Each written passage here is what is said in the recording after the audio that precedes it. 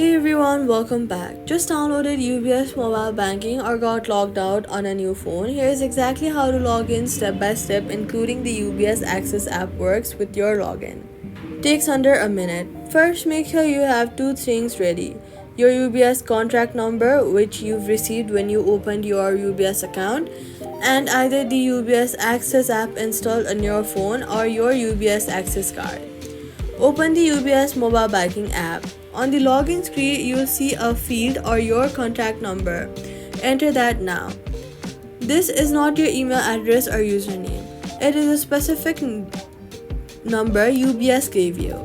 After entering the contract number, UBS will ask you to verify your identity through the UBS Access app. Open the UBS Access app on your phone. It will display a one-time code or ask you to approve the login with a tap. Once you approve through UBS Access, you are logged in into UBS Mobile Banking. If you've had a Face ID set up, after your first manual login, UBS will offer to set up a Face ID so you can log in faster next time. Tap Setup and scan your face. And that's it.